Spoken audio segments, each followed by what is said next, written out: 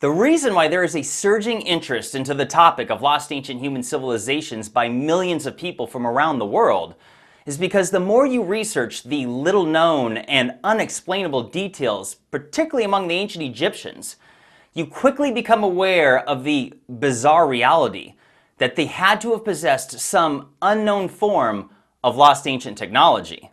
And this ancient stone box you're seeing here is just one piece of evidence that illustrates that we truly have no idea how the Egyptians cut and carved massive granite stones.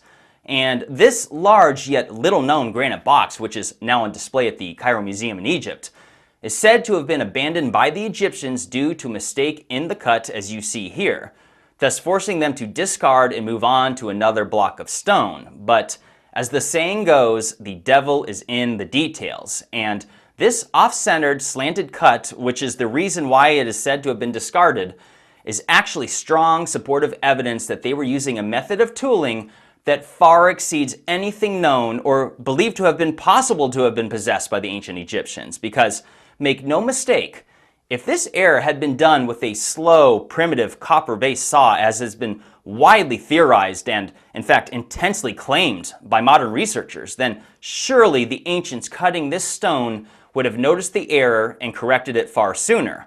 I mean, let's not forget that when the alleged copper-based saws were tested on granite by leading Egyptologists, the results proved to be so unbelievably slow that it's remarkable that some still choose to even suggest it. In fact, during this demonstration, they were only able to cut at a rate of 4 millimeters an hour, which is so astonishingly slow that it's not even remotely feasible. I mean, do the math, and 4 millimeters an hour equates to less than 1 inch every 6 hours of non-stop labor-filled handwork. So if that were actually the case, then clearly the people cutting this stone would have noticed the error immediately. In fact, at this slow rate, they would have noticed the mistake literally days ahead of time and would have not continued to cut this stone block without surely noticing the inaccuracy. That is, unless they were using a method of tooling that cuts at a rate that is far, far quicker than what we're aware of or even thought was possible. And like I've shared countless times in other videos, but it cannot be overstated, especially when we consider that many people are just now learning about these details for the first time. So to be clear, not only did we never find bronze saws of this size or shape, but the Egyptians never even annotated them in hieroglyphs like they did with practically everything else. In fact, these small saws and various tooling you're seeing here are the only examples that we did find.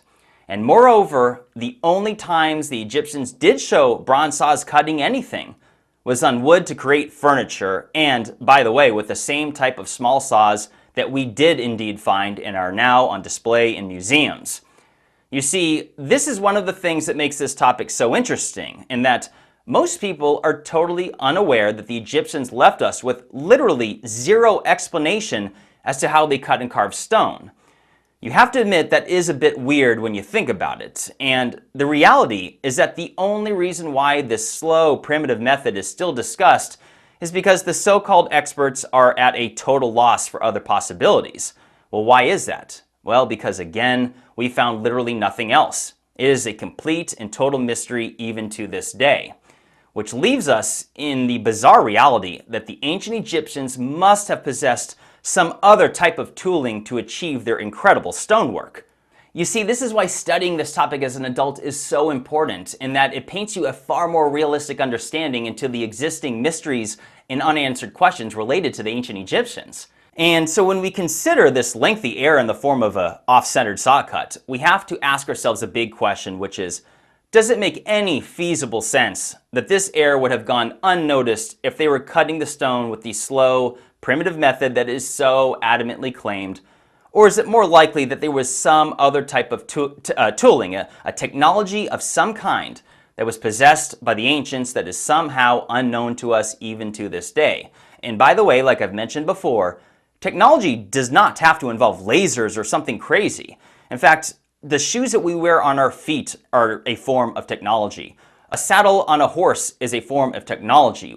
We have to think outside the box, and technology is anything that helps improve our lives. So again, the reality is that the evidence is right in front of us, and it is apparent to those who take the time to research the more nuanced details.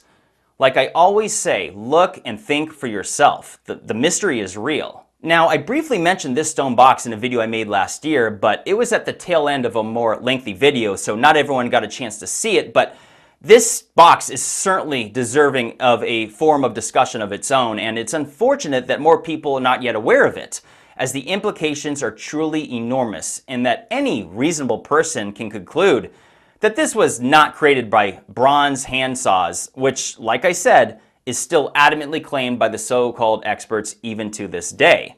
Because it's not just obvious. I mean, like I mentioned a moment ago, it's been tested and debunked. So clearly it's not the method. And if we're talking science here, like to push these bronze tooling theories at this point is pseudoscience.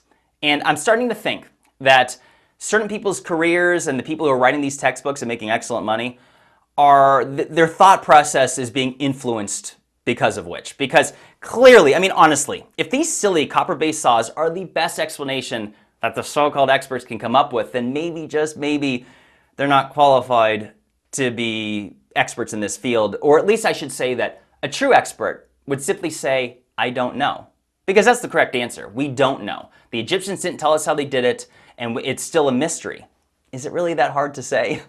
Now, with all that said, if you haven't seen my video from 2 weeks ago, you'll definitely want to go check that one out, because when you realize that this right here is the oldest, largest, and best preserved boat ever found from ancient Egypt, you have to start asking questions as to how did the ancients move stones as large as 1,000 tons down the Nile River on boats, as has been widely accepted. And we must also ask ourselves, why are there no depictions even showing how the Egyptians could have moved such massively heavy stones down the Nile River in the first place? Again, go check out that video for some thought-provoking content. Now that aside, I have some very important information, and I plead for your attention for just a moment. Now, as I mentioned at the end of my last video, I am diversifying. I'm expanding onto alternative tech platforms, and I need your support. Now, YouTube is still my home, but moving forward, I am uploading all my videos to my Patreon, Subscribestar, and Locals account, I'll have links down below, a day ahead of time. So it'll give my loyal supporters a chance to view these first and give something back in return for those who are so supportive of me. And also on those platforms, I will be sharing and uploading exclusive content that will not be here on YouTube. Because as I mentioned before, I am highly concerned about the future. And there's so many things I want to say and discuss, but these topics are getting people censored and banned. And I have a real problem with that. So, in other words, YouTube's still home, but if you want to hear my opinions on many, many other topics, because that's something I've been struggling with, guys, is that I love the ancients, but like there's so many other topics that I want to discuss as well. I want to do a bunch of things. And the feeling of not being able to discuss certain topics out of fear of being censored really bothers me. So hence, it's time to freaking get creative. So again, find the links down below. Locals.com, awesome site. I've been working with their execs and I couldn't be more excited. Patreon, by the way, I've heard all kinds of terrible things about their censorship. So let me just say, I would rather have you support me on Locals or Subscribestar, but I'll stay on Patreon as long as they let me. So it's up to you. A lot of people don't even want to put anything on there. But something else, because I keep getting comments, people that are surprised, that are just becoming aware of it, but I'm really excited to say that I was on a couple podcasts not long ago, one of which was Joe Rogan.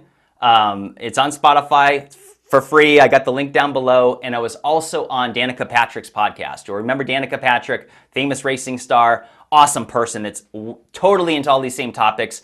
So go check that out. So links for everything I just described down in the description, as well as the pinned comment. But I'm going to close it up there. I've been working on a number of other things, multitasking on creating all these other platforms for me to expand onto.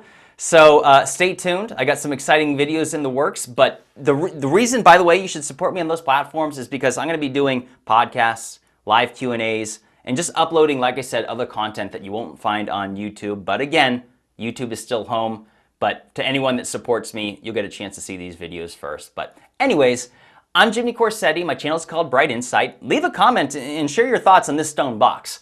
Clearly, bronze saws are not the method, guys. The Egyptians didn't say they did it. We never found proof to even suggest they did do it. Why is this still being pushed? Like, leave a comment. I want to hear your thoughts. Hit the like button, subscribe. I'll close it up there. Take care, everybody.